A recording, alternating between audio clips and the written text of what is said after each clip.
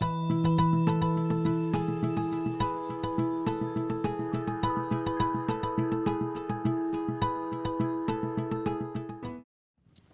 everyone, my name is Milan Anand and I'm the co-president of the Columbia Space Initiative, a community of students passionate about pursuing the final frontier that is space. We are a group of over 80 space fanatics and, as you just saw, we have a lot to be proud of, from launching rockets to building asteroid sampling devices and even launching a stuffed animal version of Columbia's mascot Rory to 80,000 feet in a high-altitude balloon. We have 7 technical missions catering to all interested students on campus, and our teams travel to NASA at Houston, Cape Canaveral, and Langley every year to compete and test prototypes. But the Columbia Space Initiative isn't just an engineering club. We seek to spread our passion for space within and outside of the Columbia community. We have brought speakers like moonwalker Charlie Duke and record-holding astronaut Peggy Whitson to campus. Beyond our campus, we have been a 3-time partner with the Intrepid Museum for their Kids Week event, teaching hundreds of students about space exploration and technology. We have also been involved in volunteer teaching in underserved public middle schools around New York City and much, much more. All of us at the Columbia Space Initiative are excited for what we see as a very bright future for the commercial space industry, and we can't wait to make that future a reality. We don't want to just make an impact on our world. We want to see what lies beyond it. For that reason, I'm excited to announce a new project that the Columbia Space Initiative is working on, launching a payload on a Blue Origin New Shepard suborbital flight that will experience 3 minutes of microgravity. We are a passionate group of engineers, dreamers, and stargazers, and I want to thank all of you for your support in allowing each and every one of us to follow our passion. With that, I would like to introduce the moderator of today's commercial space panel, Sidney Nakahodo. Sidney is one of the leaders of the New Space Movement and the co-founder and CEO of the New York Space Alliance. He's a former fellow of Singularity University and is also an alumnus, visiting scholar, and a member of the faculty at Columbia. Sidney? Thank you, Milan. And good morning, space generation. So let's gauge the interest and the temperature of the room with the most polarizing question. If you're a fan of Star Wars, clap your hands.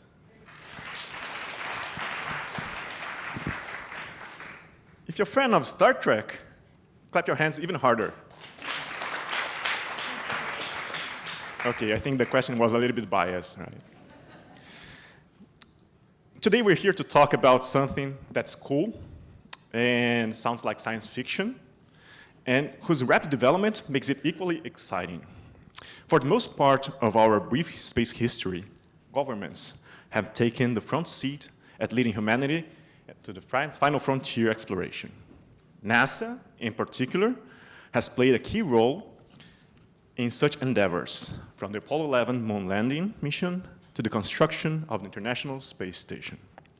However, in recent years, we have seen the emergence of the so-called New Space Movement, led by successful entrepreneurs such as Elon Musk, Jeff Bezos, and Richard Branson. Commercial space activities have been rapidly transforming space explorations in ways that we could never have anticipated just a decade ago. In order to discuss the challenges and opportunities for space entrepreneurs and startups, I would like to introduce our distinguished speakers. Will Porteous, on the left, is a general partner with RE Ventures, a leading venture capital firm.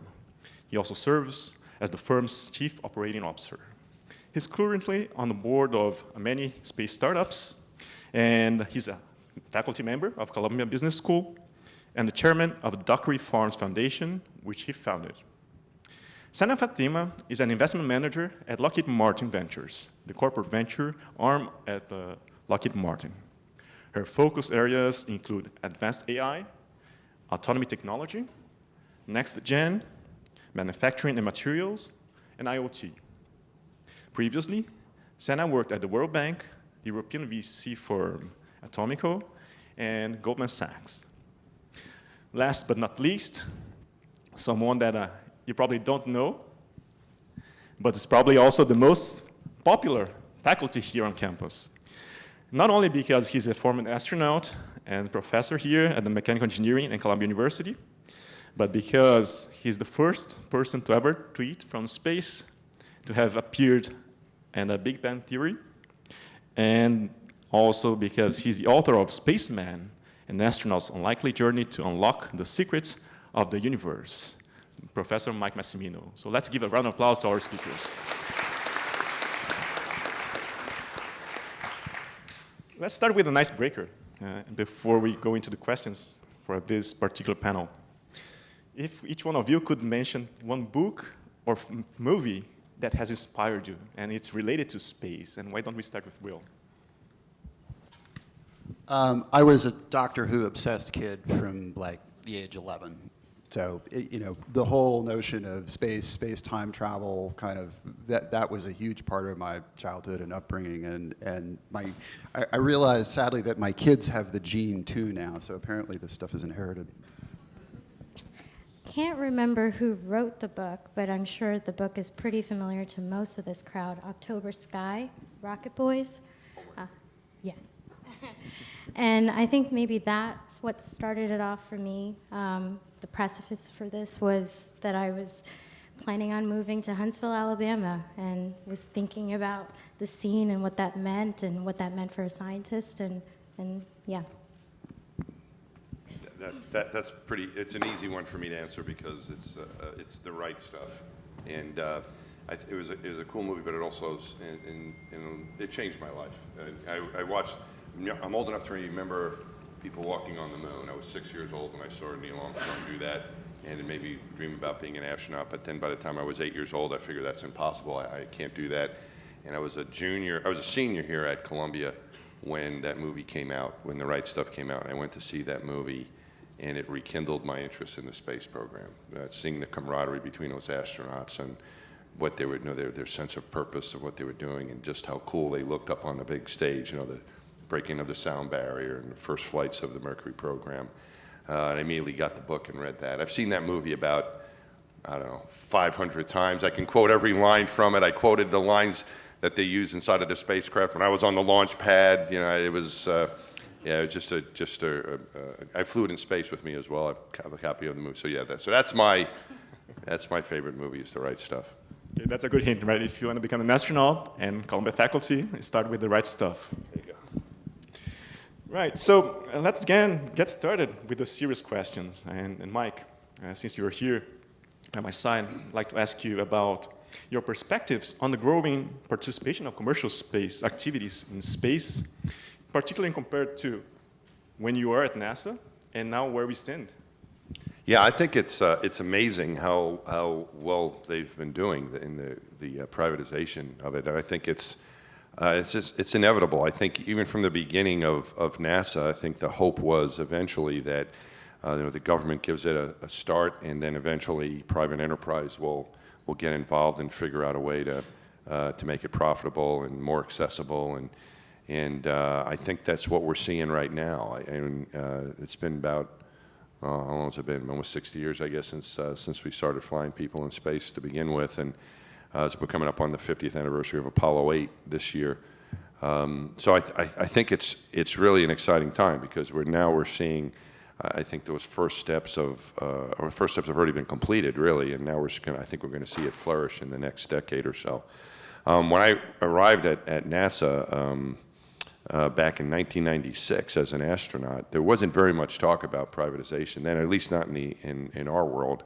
We were flying the space shuttle and getting ready to build the space station, and that was what was happening back then in the mid to late 90s. And then I can't remember exactly when, but probably somewhere around when the X Prize was happening, and when that challenge went out. And I remember being very skeptical. I was like, "There's no way," because I knew that how much energy and effort it took for our government to get people to space. It's not so easy. And we haven't been to the moon since 1972, and people have all these dreams of wanting to do stuff. And I was like, it's really hard. It's hard enough for us to do it with our combining our forces with other countries of the world and our resources, combining them. It's still very tough with the Russians and European Space Agency and Japan and Canada and so on. It's still tough to get off this planet. So I remember when they first started talking about this, like, there's no way, it just can't happen. And then they did. The X Prize was successful with Burt Rutan and his Spaceship One, and then SpaceX came along. One of my colleagues went to work from Ken Bower-Sox was working there, and I was like, how's it? I still was very skeptical until they started being successful, and now I'm a full believer that now is the time is right, and I knew eventually it would happen, but I'm kind of surprised at how quickly it has happened. And between what they're, SpaceX, Blue Origins, Virgin Galactic, they're sucking a lot of the good talent we have here, which is great from the Columbia students. And I think it's going to be very, very exciting in this next decade or so, what's going to be happening. Good. And to what extent do you think that SpaceX, Blue Origin, and Virgin Galactic, the way that operate has also changed the way NASA operates? Oh, I think it's NASA now now they have what we call a commercial crew program. So it's changed the way in which NASA deals with its contractors and building its spaceships. Generally, they would let out a contract or a proposal for ask requests for proposal for contracts, and then these big giant companies would bid on it, and one would win, or maybe a combination or whatever, and that's the way they would manage those big contracts.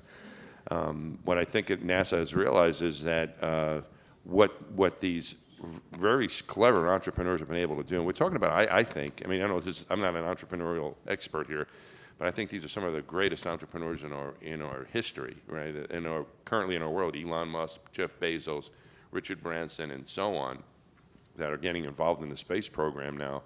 I think what NASA's seeing is what they're able to do is really impressive, and they're joining forces. I mean, we have this Elon Musk, SpaceX, and Orbital ATK are providing launch services for cargo to the space station, which we lost that capability along with sending people when we stopped flying the shuttle.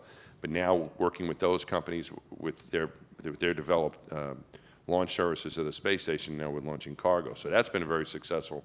And now we have this commercial crew program where SpaceX and Boeing will be providing launch services for astronauts to the International Space Station. So I think NASA is true believers in what's going on. We see a lot of hope for the future, and I hope a very good working relationship with these really smart companies to continue to get us off the planet successfully. Thank you. So Sana, you represent a company that contributed with key technologies for space exploration over the years. At the same time, some people think of new space as an antagonist to what they call old space, to which Lockheed and other large space companies are often associated. Do you think that this is a fair assessment? Yeah, I mean, I think with any company that has a history like ours, and certainly a history in space like ours, working with the government, NASA, and you know, other entities, there's an element of what is that inflection point for us, and how do we not only compete but collaborate with the Jeff Bezoses, the Elon Musks of the world. And part of our strategy, I think, you know, there's multiple ways to address this. I think one of the early things that we did do was start to work with these emerging technologies, try to figure out what are, I mean, you know, in the background, we are a defense company. And so what are the defense sort of silos that we can help enable through our relationships with the government, both in the United States, but more broadly? And I often bring this up, folks don't know this, but we have 100,000 engineers who have been working on a number of different areas that contribute to what is new space. And so that's on a, you know, on a materials level, that's on an energy level, propulsion level. It's around the mechanics of how these things get deployed, the data element, the comms element, and so on and so forth. And so I think that what we're finding is that we have a lot to sort of add to the plate there. And then you know, I think the obvious question is, what are we doing to sort of adapt to the changes? And I can certainly speak from the ventures group. We invest in new tech in space, and you know, 2 of our portfolio companies are doing really pretty well, and you've probably heard of one of them, Rocket Lab, and probably heard of the other, Terran Orbital, and I'm sure there's more to come in the coming months and years on that front. Very good. And could you tell us a little bit about how this collaboration with startups has happened? Is it mostly through investment, or there are resources that you provide? It's twofold. So as a strategic investor, of course, we have that sort of double mandate to make sure that it's well aligned with our interests as a corporation, but more broadly just in the aerospace and defense arena. I think the other element is that these companies need to do well, because if they do well, then they can scale, they can bring in the right talent, they can grow, and they can have the exposure that we need them to have to really be valuable 5 to 10 years down the line, when we can actually leverage their capability in-house. So I think, you know, that's a pretty easy sell. I wouldn't say we see all space tech come to our desk in terms of investment, but you know, the majority of it does come through us because we are a great gateway to some of those end use cases and applications, and that's very hard to do if you're a small resource-strapped, you know, capital-strapped company with just a really great idea. So we help sort of accelerate that. Good. Thank you. So Will, RE has been an active investor in new space companies, and as someone who closely follows the sector, what are some of the best practices that you've seen in terms of technology and business models that you'd like to share with us? Well, we came into this sector about 5 years ago. As a firm, we didn't have a history of investing in space. We came into it because we saw extraordinary fundamentals, particularly in the satellite sector, that looked like things from the computing industry in the 80s and 90s.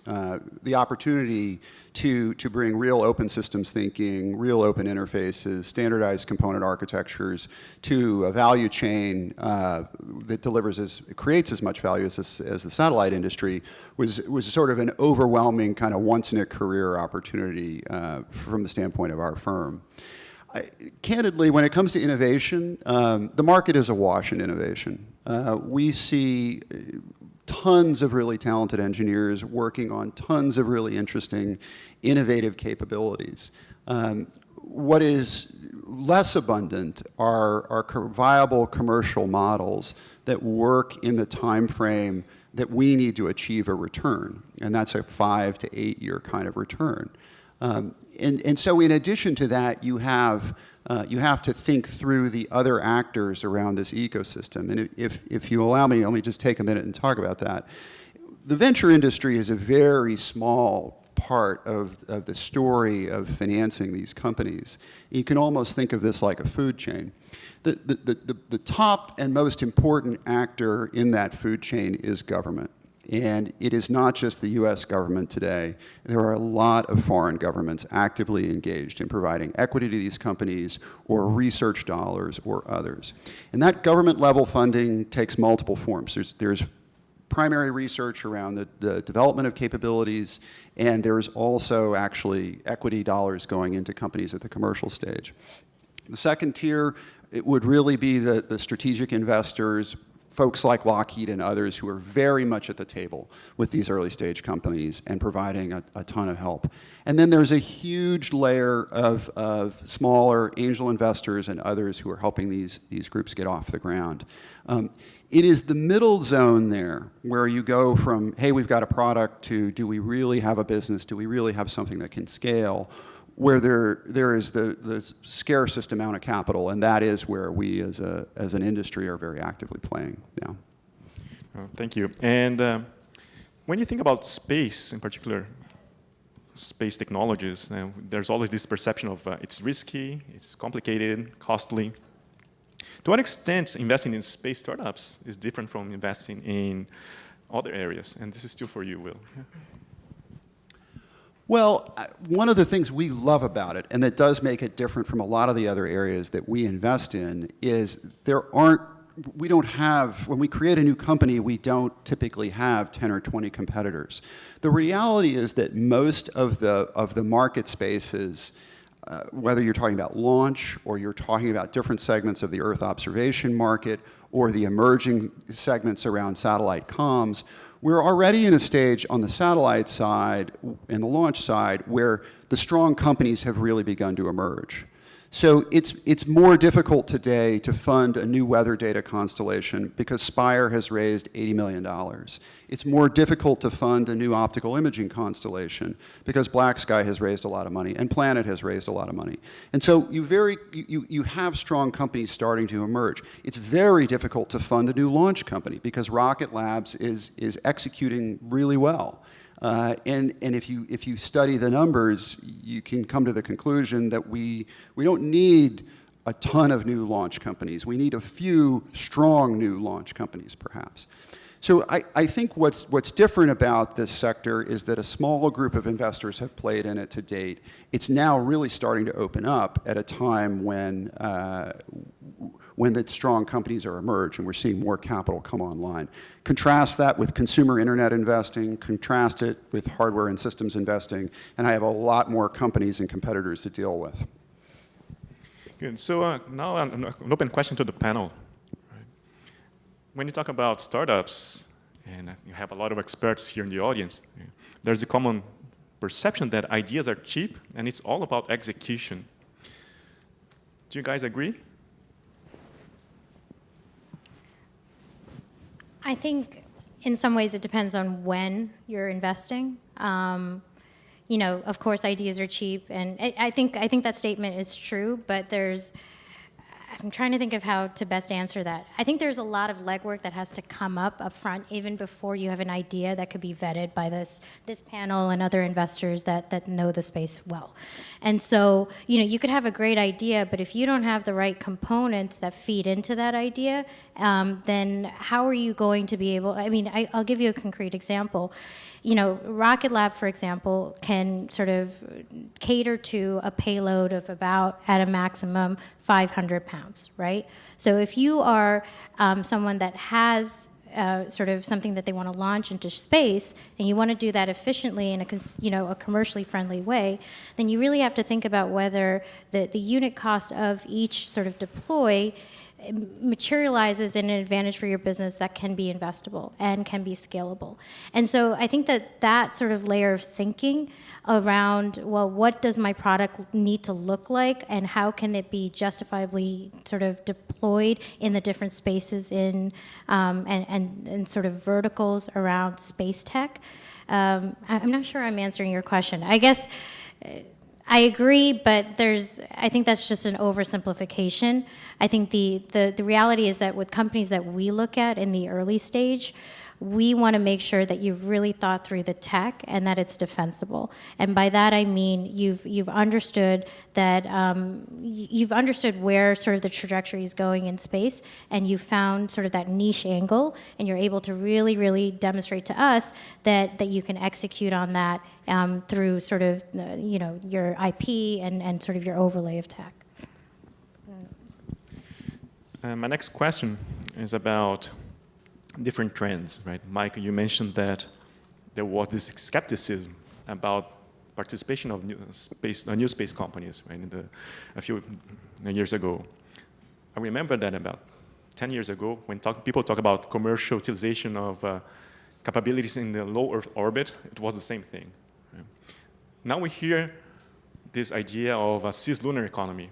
To what extent do you think that cislunar economy is still something that is too far away, or is something that we should be preparing ourselves now because there are opportunities to be harnessed?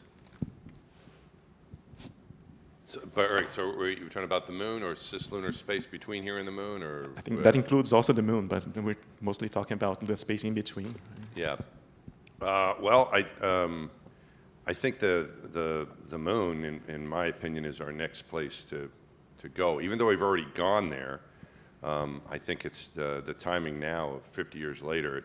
To me, it reminds me of, not that I was around back then, but polar exploration at the turn of from the 19th to the 20th century, where everyone was rushing to the poles, trying to get there first, and some countries did, and then they kind of, the exploration there sort of waned after they got there first, right?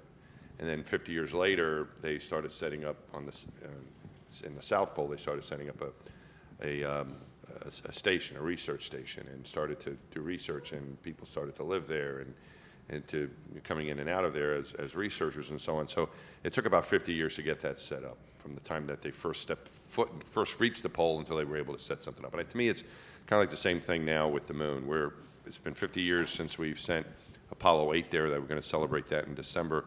Apollo 11 this summer, it'll be 49 years since that happened.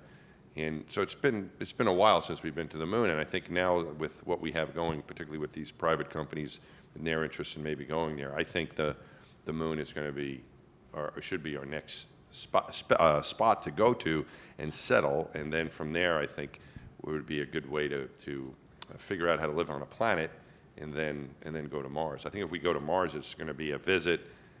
It's a long way to go just for a visit.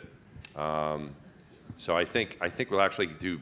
In my opinion, I think the moon is where we should go. I think it's so much closer. It's not just in being able to reach it with a rocket, but also the communication between whoever's there, the crew or the entrepreneurs, whoever sets foot there, getting help from the ground for different problems that they will need.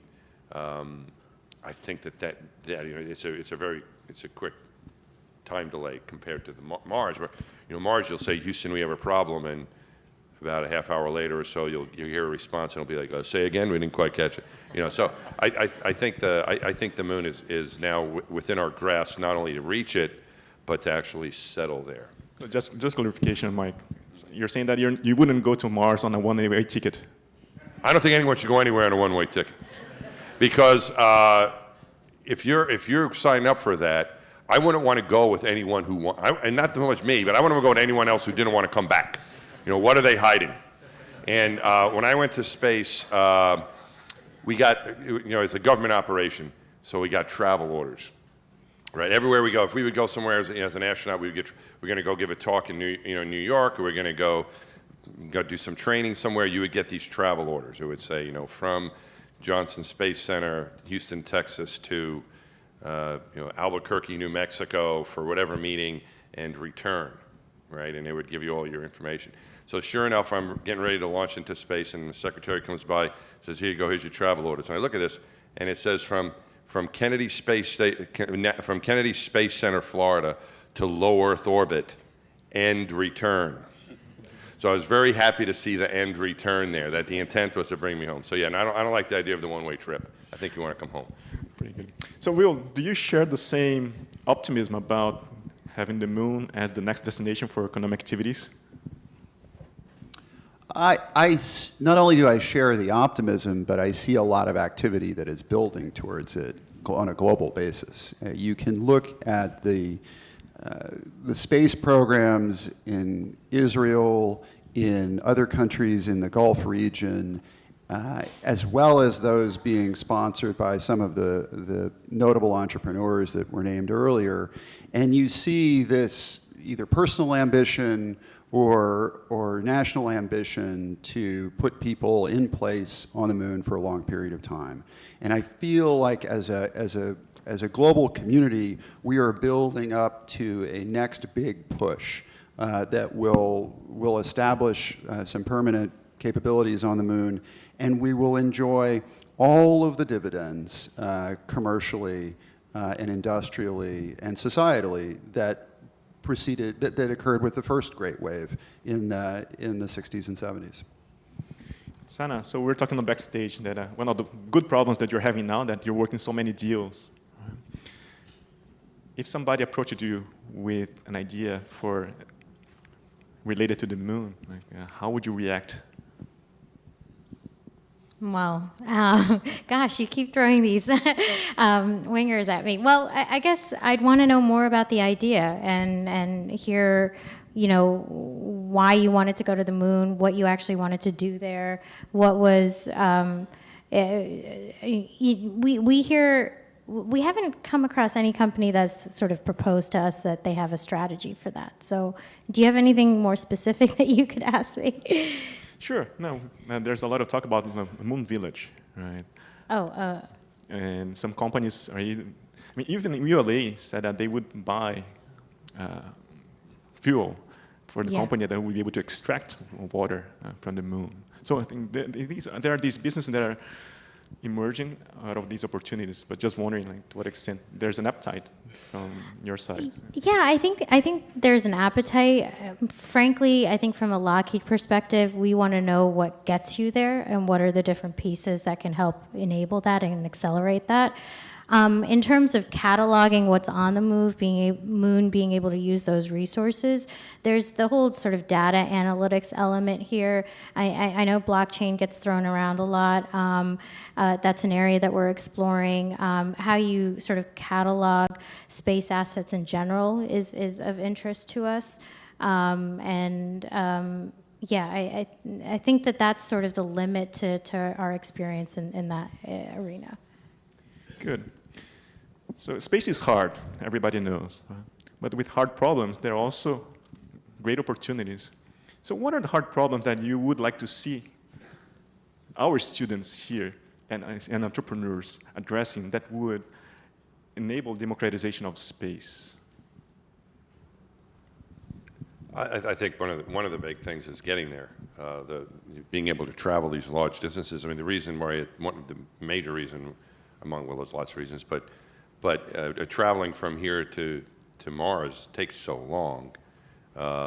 We need a faster way to get around the universe, and so some of the research that's being done in electric space propulsion or ion engines, or as we're getting closer and closer to being able to use those, I think that's going to be huge, because because it takes so long to get to a place like Mars, you have to deal with things that make it just so much more complicated. How you're going to keep the crew healthy during all that time,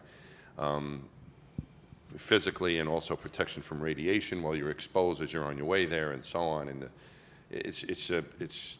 if we really want, so that's why Mars is kind of our limiting place right now to send people. To go beyond that is we can't even really dream about that at this point. We can dream about it, but it's really beyond our reach. Mars is sort of there, right? Moon definitely is, I think, for the next step. So I think better ways to travel and get around would be really nice. I think we have evolved good technologies for dealing with the hostile environment of space, but we haven't generally begun to scale those in commercial ways. So what do I mean by that? If you look at the way large bespoke satellites have been built historically, they're largely designed over a long period of time with a lot of specialized component technology and designed for 30 years of resilient, fault-tolerant life on orbit.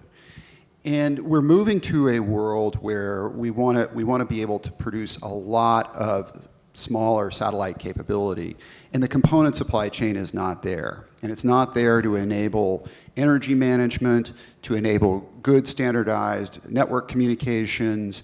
It's not there to enable just a resilient on-orbit control system.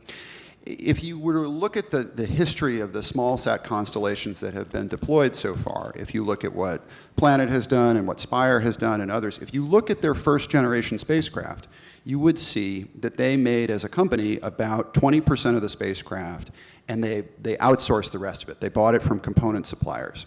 And I promise you that if you looked at the success rates on those early spacecraft, you would be pretty discouraged, because there was a lot of component failure from really weak vendors. Fast forward to today, Spire has 50 satellites on orbit, Planet has over 100, and those companies make 80% of the spacecraft. They've had to develop all of that component capability in-house, and they've come up a learning curve in doing it because there is no supply chain available to deliver good standardized capabilities for these platforms. I think one thing that I can add is almost to second that. The component play is going to be critical. And the idea is that all of these big players that we're naming and you guys probably all want to work for or bring technology to, they're going to verticalize for exactly that reason. And so there's a huge gap in the market right now on the material side, on beam steering, on optics, on propulsion, and these are the areas that even as a strategic we're examining very carefully because that's going to be the game changer here. And one of the reasons, I think I have a better answer to, is it just idea and execution? No, it's what is that underlaying, fundamental technology that helps create or actually realize that idea. And if that doesn't exist, then you have to go back to the drawing board and say, well, I can't get to the moon and do all these things that I want to do because the first thing that I have to worry about is whether I can efficiently launch the payload and that payload is protectable in space and won't, sort of fall apart while it's in orbit because it's very hard to recover or sort of modify or adjust that kind of an asset once it's launched.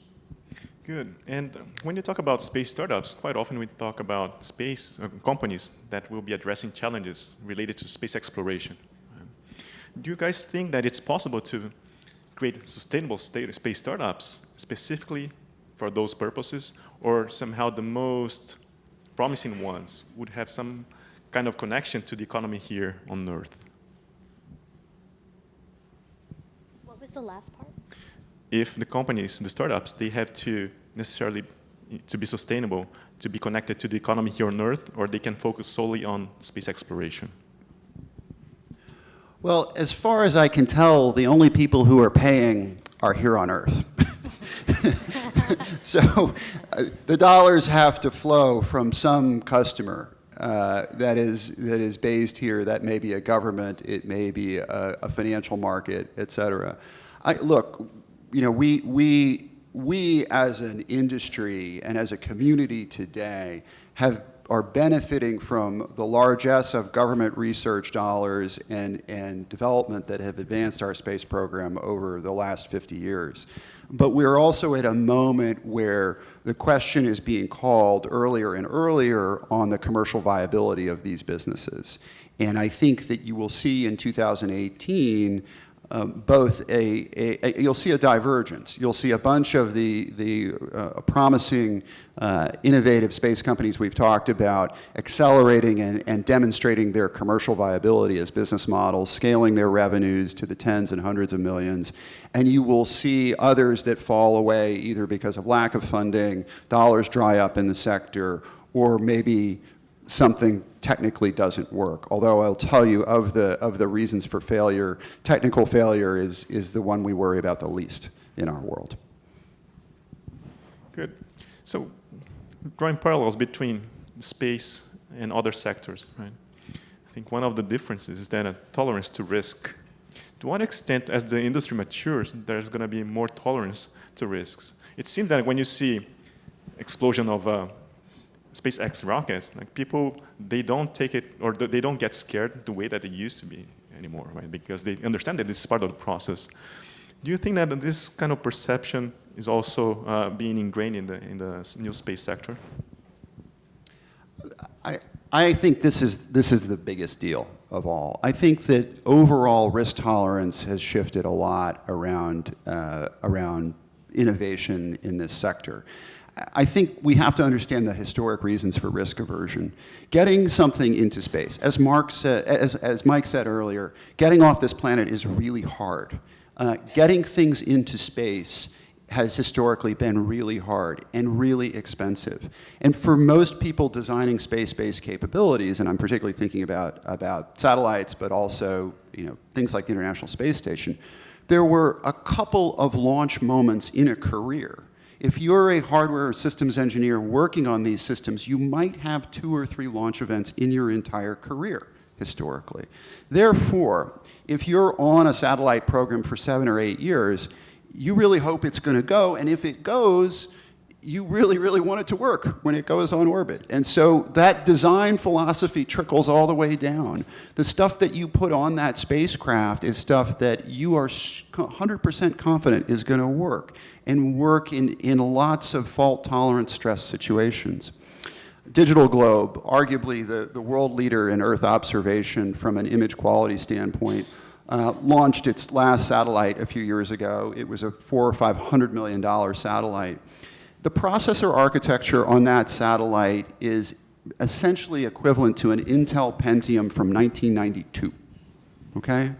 We're going back more than 30 years in terms of the maturity of the processor architecture they're using. Why is that? Because it's something that they know and they trust, and the engineers who built that spacecraft designed around it, because they were building something so expensive and so important that had to work for 30 years. With the transition to the ride-sharing market and the opening of new launch platforms, it has become much easier to get things in space, and people and engineers in particular are much more willing to try to move innovative things into space. Yeah, it's interesting because thinking of the satellite issue, and that's one thing, but and then people, of course, is the other issue with tourism. And today, I'm going to give a lecture to my students in my class down at the Intrepid Museum, and for those of them that are here, so they can be warned, they know what we're going to talk about. I'm going to talk about spaceflight accidents, but with people involved. So we'll talk about Apollo 1 and the Russian Soyuz had two fatalities, and then we have the 2 shuttle accidents. And so I was an astronaut after the first shuttle. I was before the first shuttle accident, Challenger, happened. Before I was in the astronaut office, and then I lived through the second accident we had. And I wonder sometimes what's going to happen with where we're sending paying citizens or private, whatever, the tourism or whatever, as we send more and more people. Because when we had those accidents, it was a really big deal. It shut down our program for a long time. It was devastating to us and I think to the world, to the country. I mean, the day after, the President of the United States is there with us in our office. It was huge when it happens. It's one of those moments, I think, that those of us who are alive remember where you were when you heard that news. So I wonder what's going to happen I don't want to say if, really, it's probably going to be when we have and we've already had one. The Virgin Galactic had an accident where one pilot was killed, and I think the other survived. But I wonder what the reaction was going to be, and it was a news story, but it wasn't, I don't think, the same level of when we lost the Apollo astronauts or the shuttle astronauts. So I think that I don't know if we're getting more used to it, but I think it's also going to be a little bit different. There may be more along the lines of when an airliner goes down, which is really a bad tragedy. You have to figure it out, investigation and so on, but you move on from there. So I think it's going to be when you lose your spacecraft, your satellite, that's still going to happen. I mean, it's just going to happen, right? Eventually, hopefully it will happen a lot less and won't happen that often. With space travel, it seems like, we had an accident with Challenger, and then 17 years later, we had Columbia, and that was now 15 years ago. So we've been doing all right pretty much for 15 years on a government program. In that testing, Virgin Galactic had an accident. But there's going to be more. But I think it's not that we tolerate them, but I think maybe we're getting to understand them and don't want them to happen, but they're still going to be happening. Thank you, Sidney. I think now with about 10 minutes or so left in the panel, we're going to open up to Q&A from a few of the members of the Columbia Space Initiative. So, you guys. Hey everyone, I'm Leon Kim. I'm a current junior mechanical engineer at Columbia and the outgoing co-president of CSI. And I just want to say, I think in some ways, Columbia Space Initiative is also kind of like a startup. We're overly ambitious and underfunded. So yeah, and we're pretty excited today to be able to ask these speakers some interesting questions we've come up with. Thank you. I'm James. I'm also the former co-president of the Columbia Space Initiative. I'm a junior in Columbia College studying computer science and astrophysics. And as a student myself, it's been very exciting to see all these new developments and innovations happening in space. From the perspective of CSI, it's been interesting to see how many students are passionate about entering this emerging area. So my first question for the panelists is, do you think right now is the right time to enter the space industry, or do you think it's still at too early of a stage and requires more time for the barriers of entry to lower and to become more accessible before becoming the optimal time for aspiring entrepreneurs? I mean, I'll just say I think it's a great time to enter the space industry. I think the breadth of innovation, the availability of capital, it is a wonderful time to be entering, particularly entering one of the stronger companies. I think the flip side of that is that I think it's getting harder and harder to be a startup in the category. There's only so many really financeable spaces right now that can turn into good businesses over the 5 to 8 years, at least that people in our shoes need. And you're starting to see the leaders emerge. And so joining a strong company that may be a private company or maybe well-backed by a wealthy entrepreneur, those are good moves right now. I'm not that optimistic for people who are out raising their seed and Series A financing to do yet another launch company, yet another Earth observation company. Yeah, I don't know from financial probably the worst person in the world to ask about that, but I think just from my perception of it, I think we are at a very exciting time. And my friend Peggy Whitson, who was mentioned earlier, more time in space than any American. We're a record holder. My astronaut classmate was here speaking in February, and she likened it to the time we're at now as we're transferring from barnstorming to commercial air travel. And I think that's a pretty good description of it. You know, up till now, it's been mainly the governments of around the world doing things, launching things, and now it's where we're seeing some real progress with the private companies, and I think we're now I think we're right on the brink of it being a very viable commercial industry where, at least from the people side of it, launching people into space, you know, I think we are at that cusp right there where we're going to go from barnstorming to commercial airline travel. I think that's a good analogy. So it's going to be very exciting. So I don't know anything about the financial part of it, but I think it's going to be a cool thing to get involved with.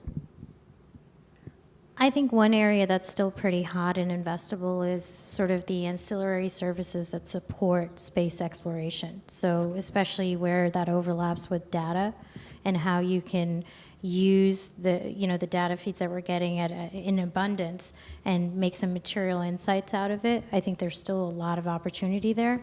And you know, I would encourage all of you guys that are thinking of becoming entrepreneurs in this space to explore the gaps from perhaps that lens of how can we support what's already happening amongst these big boys that are getting so well funded.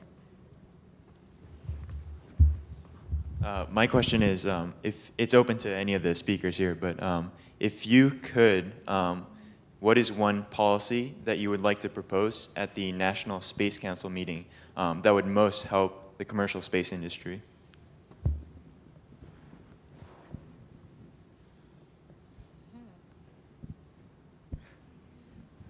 That's a really good question. And it speaks to the fact that the collaboration with government is tighter in this sector than almost any of the others certainly we've ever invested in.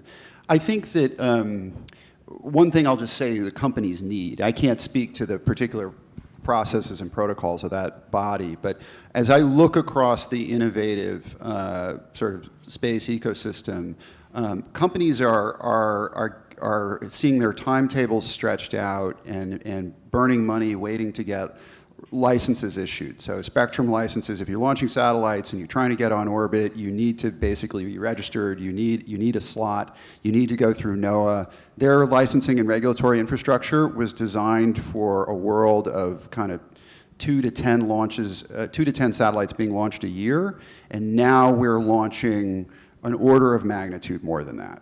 And they're stressed over there. So we need to kind of update our licensing processes and protocols to help innovation in this sector.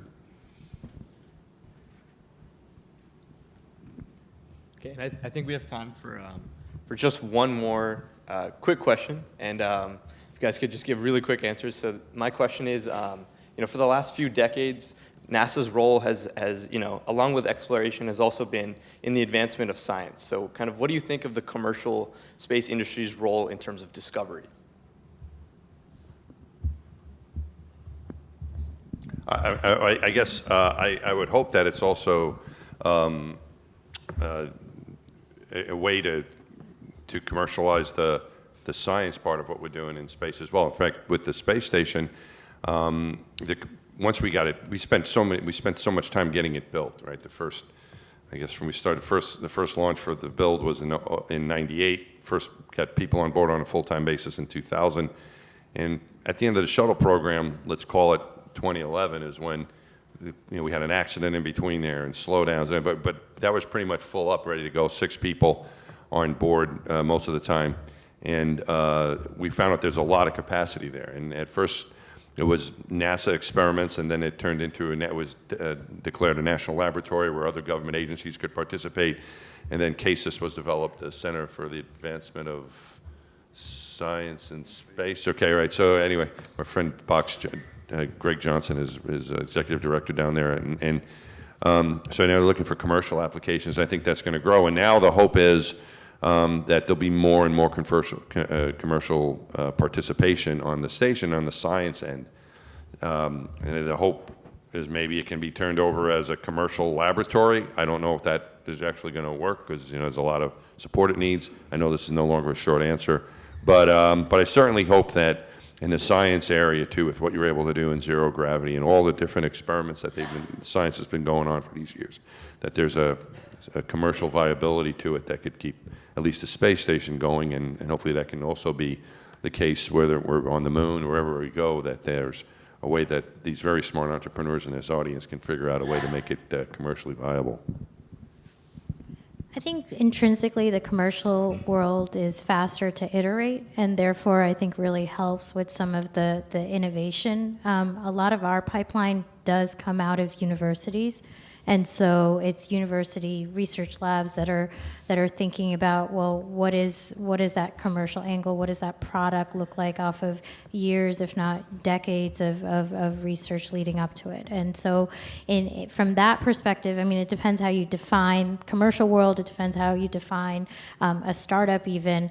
But yeah, I do think that that's what helps. The behemoths like NASA and in some ways Lockheed to better innovate too. I want to come at this from a slightly different perspective. With all of the commercial space companies that we work with, there is a very strong sense of national mission and humanitarian mission. A strong desire to be a good partner to government and to humanity globally. And to give you some examples, at Spire, our sensor constellation can track wave height actually on the ocean. So we can actually see a tsunami wave, and we can see it move across the ocean, just like the sensor systems that are already in place. We, as a company, have a series of policies and communication directives when we pick up this kind of data to share it with national and humanitarian agencies. The Black Sky optical constellation has been used to track refugee flows out of the Middle East, out of Syria, and over the last couple of years, and to help track boat traffic associated with those humanitarian flows. These are private companies, trying to grow their business, but they feel a strong sense of mission that I think hopefully will hopefully be good for humanity over time. Unfortunately, that's all the time that we have. I just want to say thank you to all of our panelists. This was a really great panel, and let's have a round of applause for all of them. Thank you.